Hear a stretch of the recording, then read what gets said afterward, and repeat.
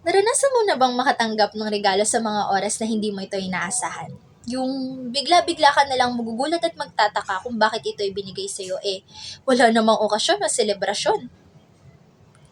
Pero kahit naguguluhan ka, ay iyong tinanggap at pinahalagahan ito ng buong buo. Ngunit, ang regalong hindi mo inaasang makuha, ay siya ring hindi mo inaasang mawawala. Hi, ako si Julian. At ang tulang ito ay pinamagatang regalong pansamantala. Nag-iisa na ako noon.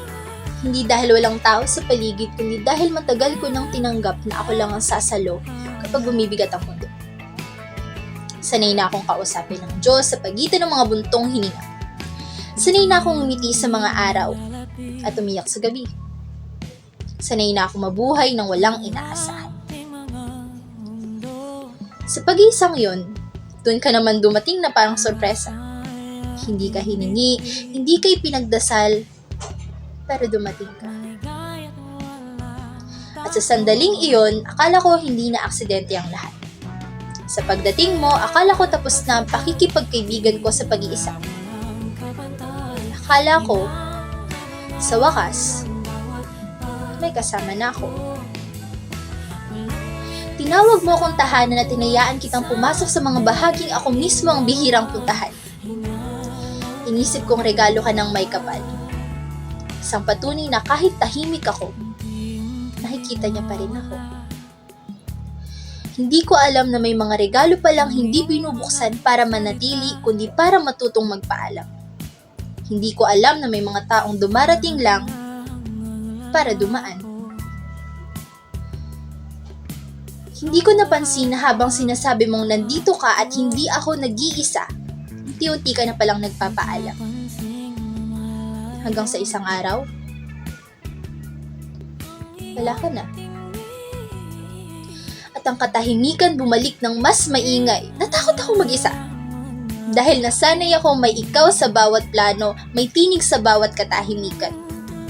At doon ko naunawaan na lahat ay pansamantala.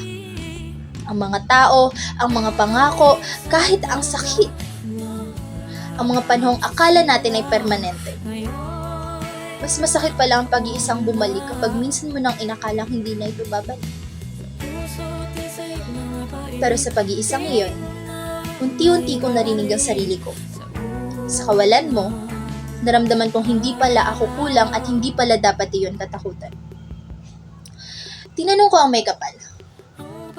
Bakit mo hinayaang mangyari ito? At sa katahimikan, narinig ko ang sagot niya. Dahil hindi lahat ng nawawala ay kabawasan. Ang iba, pagpapalaya. At sa'yo,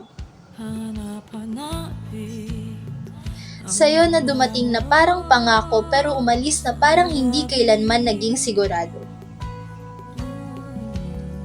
Sana bago ka muling pumasok sa buhay ng iba, alam mo na ang pagmamahal ay hindi sinusubukan, hindi tinatansya at lalong hindi iniiwan ng walang paliwan. May mga pusong hindi nililikha para sa pansamantalang tapang. Ikaw ay isang regalong pansamantala sa akin. Dumating para magturo, hindi para manatili. Salamat. Salamat sa panandaliang ligay. Sa maling akalang ikaw na. Dahil kung hindi dahil sa'yo, hindi ko matutuklasan ang kapayapaan sa pag-iisa. At ako, isang babaeng natutong magmahal ng may kamalayan, ng may hangganan at ng may pag-unawa. At kahit kailan na pansamantala lang, ang halaga ko ay hindi kailanman nawawala. Dahil ang tunay na regalo ng Diyos ay hindi ang taong nagpatibok sa puso, kundi ang babaeng natutong maghintay hindi sa ibang tao, kundi sa plano ng Diyos na buo kahit mag-isa.